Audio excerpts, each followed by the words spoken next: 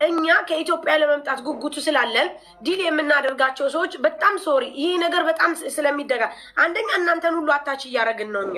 ምክንያቱም በቃ እናንተ አሁን እንደዚህ አጭበረበራችሁ ምናምን እንላቸዋለን። ሁለተኛ ልጆቹ ደግሞ ሀቅ አላቸው። እኔ እዚህ ቤት ውስጥ ኮንትራት እስከተቀጠርኩ ድረስ ኮንትራቴን እስከምጨርስ ድረስ ሴትዮዋ 200 ብር ነው የምትከፍለኝ። ሳምቲንግ ሀፕን ቢያደርግ 200 ብሬን ከመቀበል ወደኋላ አለም። ቢኮዝ የኔ ስራ አይደለም።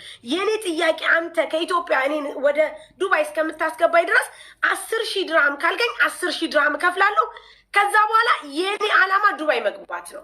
ትኬት ይቃጠልብህ ዋቴቨር ይሁንብህ፣ በድጋሚ ብር የምጠየቀው ለምንድን ነው የኔ ጥያቄ። በጣም መልካም ነገርኩሽ እኮ ዛሬ ለምሳሌ ዛሬ መንገዱ ሰላም ነው፣ ማንም ሰው እየተመለሰ አይደለም። እኔ እና አንቺ ስናወራ ዛሬ ላይ ገባሽ? በሰላም ነው። በሰላም ጊዜ ነው እኛ ማውራት የምንችለው ነገር ገባሽ? ሰው ሰላም ሳይኖረው መጀመሪያ ምን ነገር ማለት አይችልም። ሰው ሰላም ሲሆን ያወራል። ድንገት ደግሞ ሰው አስባ አይደለም ገባሽ?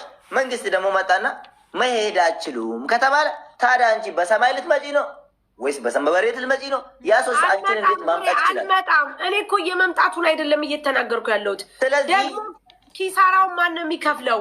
ስለዚህ ያ ሰውዬ ደግሞ ምን ያደርግልሻል መሰለሽ? አንቺ ቪዛ አውጣልኝ ብለሽ የሰጠሽው ብር አለ አይደለ? አዎ። ቪዛ ከወጣ ይኸው ቪዛ ወጥቷል። መንግስቱ ነው መንገድ የዘጋ፣ ያ ሰው አይደለም። እኛ መንግስት እኮ አይደለም ሀገር እየመራን እኮ አይደለም ያለን። ብሬክ እባክህ፣ የኔ ጥያቄ ወደ ሌላ ነው አንተ እየወሰድክ ያለው። ከይቀር ወደ ሌላ አይደለም እየነገርኩሽ ነው እየመለስኩልሽ እኮ ሳሪ። ሌላ ሰው ብትጠይቂ ይሄንን ተመሳሳይ ጥያቄ ነው የምነግርሽ። ኦኬ። ስለዚህ ልጆቹ ይሄንን ነገር ለምን ይከስራሉ? አንድ ጊዜ ሳሪ፣ ለምሳሌ አንድ ጥያቄ ልጠይቅሽ። አንቺ ለምሳሌ አሁን ካምፓኒ ያለሽ አይደለ? አንድ ሰውን ለማምጣት ቪዛ ታወጫለሽ። ከኢትዮጵያ አንድ ሰው ውሰጂኝ ይልሻል። ሰራተኛ ፈልገሽ ከኢትዮጵያ ልክ ቪዛ እንደወጣ መንገድ ቢዘጋ በምን እንደምታመጪ? አላመጣው። አታመጪም አይደለ? አዎ። ያወጣሽው ብር እዚያ ጋር ይመለስልሻል። ቪዛ ካወጣልሽ፣ ካልወጣልሽ ችግር የለውም አይመለስልኝም። ግን የእኔ ጥያቄ አሁን ምን እንደሆነ ታውቃለህ ብሬ? እኔ እያልኩ ያለሁት ልጆቹ በዚህ መንገድ እየተጉላሉ ነው። አሁን ሰሞኑን እንደተባለው ቪዛ በጣም ሪጀክት እያደረገ ነው። እናንተም ችግሩ ላይ አላችሁ ሳ በጣም ብዙ ልጆች እየተመለሱ ነው። ዛት ሚንስ እነዚህ ልጆች ዲል ያደረጉት 300,000 ብር ነው። ከ300,000 ብር በላይ በተደጋጋሚ ብር ሲጠየቁ እነዚህ ልጆች በጣም ወደኋላ እየተጓተቱ ነው፣ ቢኮዝ ካለው ነገር አንጻር። ስለዚህ ኪሳራውን ለምንድን ነው እነዚህ ልጆች የሚከፍሉት ነው የኔ ጥያቄ። አሁን አንድ ሰው ተመለሰ እንበል፣ እሺ ተመለሰ። አሁን አንተን እኔ አመጣለሁ ብዬ ብሬ፣ አንተም እኮ በዛ ቦታ ብትሆን ማርያምን ጥያቄ የምጠይቀው እኔን ነው። 300,000 ብር ነው ኢትዮጵያ ፕሮሰስ ጨርሻ አመጣለሁ አልከኝ። ሪጀክት ከሆነ ብላችሁ አታስረዱም። ቪዛ ከተቃጠለ መንገድ ከተዘጋ ብላችሁ ለልጆቹ እኮ ምንም አዌርነስ አሰጧቸውም። ከዛ የኔ አመለካከት ምንድን ነው? 300,000 ብር ሰጥቻለሁ፣ በቃ ዱባይ መግባት ነው። ከዛ በኋላ ያለውን ችግር የምታውቀው ደግሞ አንተ ነህ። ምክንያቱም የምታውቀው እዚህ ስለሆንክ ነው። ለእኔ ምንም አዌርነስ የተሰጠኝ ነገር የለም። ያንን ብር ከሰረ ብለህ በምትጠይቀኝ ጊዜ ድጋሚ ደግሞ ያ ብር አይኖረኝም። ስለዚህ ተመልሶ መጉላላት ይመጣል። ይሄ ነገር ለምን ይሆናል? የኔ ጥያቄ እናንተ ይህንን ስራ እሰራለሁ እስካላችሁ ድረስ መጀመሪያ ከልጆቹ ጋር ዲል ማድረግ፣ ዲል ስታደርጉ በቮይስ ዲል ማድረግ፣ ልጆቹም ግራ ይጋቡም እንዲህም አይንገላቱም። ሁለተኛ ሲቀጥል ደግሞ የጊዜውን ጉዳይ አይታችሁ ቪዛችሁን መጀመርና ማስጨረስ። ያለበለዚያ ብሬ 6,000 እኛም እኮ ታዲያ በሰላም ጊዜ እኮ ነው የጀመረው ሳሪ። አሁን እኮ ትላንትና የተጀመረው ቪዛ እኮ አይደለም ማወቅ ያለብሽ። እኛም ምን ነግሬሻለሁ እኮ መጀመሪያም እኮ መልስ መልሼልሻለሁ። እኛ በጊዜ ጋር ሆነ ነገር ውይይት ማድረግ የምችው ዛሬ ለምሳሌ ዛሬ መነጋገር ከሆነ ዲል የምታደርጊው ዛሬን ነው። ዛሬ አሁን መንገዱ እንደተዘጋ ስለምታውቂ ዲል ስታደርጊ ይሄ መንገድ ስለሚዘጋ እንደዚህ ብለሽ ነው ዲል የምታደርጊ። ገባሽ?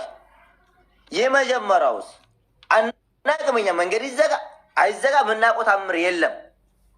እሷም አታውቅም። እሷም ብታውቅ ኖሮ ማንኛውም ሰው መንገድ ካወቀ ይሄ ነገር ውስጥ መግባት አይችልም፣ ሊገባም አይችልም። ከገባም ደግሞ በሚያዋጣው እሳቡን ሰርቶ በሚያዋጣ መልኩ ይነጋገራል። መንገድ ቢዘጋ ኃላፊነቱን ማን ነው የሚወስደው? ከይቅርታ ጋር ሳሪ መንገዱ ከተዘጋ ሰው እንዴት ይመጣል ብለሽ ታስቢያለሽ አንቺ? አይመጣም እኮ አለመምጣቱን እኮ አይደለም። ስለዚህ ቪዛ ካወጣ እዚህ ጋር አለመምጣቱን እኮ አይደለም። ስለአንቺ አይደለም እኮ ውዴ፣ ስለአንቺ አይደለም። እኛ እያወራን ያለነው ስለሌላ ነገር ነው። ምን ያለ ካላስ ኦኬ ጋይስ እሷን እኔና ስለሌላ ነገር ነው እያወራን ያለነው ሳራ። ማንኛውም ሰው እንግዲህ አሁን ለምሳሌ እኔ ወስጃለሁ፣ ችግር የለም እሺ፣ እኔ ወስዳለሁ፣ ኃላፊነቱን ወስጃለሁ።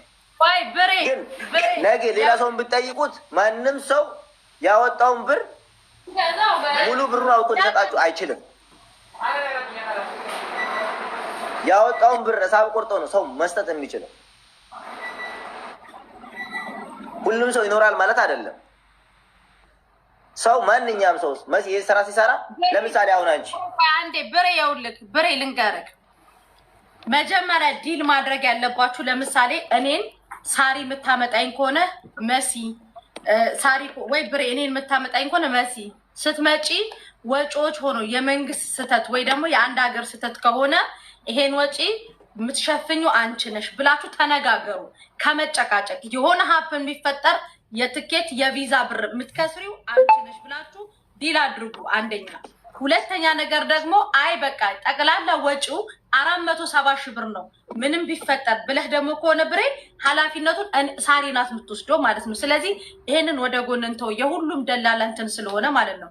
ግን ብሬ እኔም ብቻ ሳይሆን እዚህ ጋር ያለን ጓደኞች እህቶች ክለን የምንጫነቅ ልጁ ከመጣ መጣ፣ ካልመጣ 470 ሺህ ብሩን ትመልሳለህ።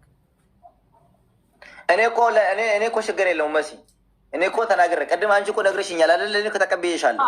ግን ሌላ ሰው ጋር ብትሄዱ ሌላ ሰው ነገ አሁን እንደዚህ ያደርጋል ብላችሁ ካሰባችሁ ማንም ሊያደርግ አይችልም። ይህንን ጥያቄ ፍጹም ማንም ሊቀበላችሁ አይችልም።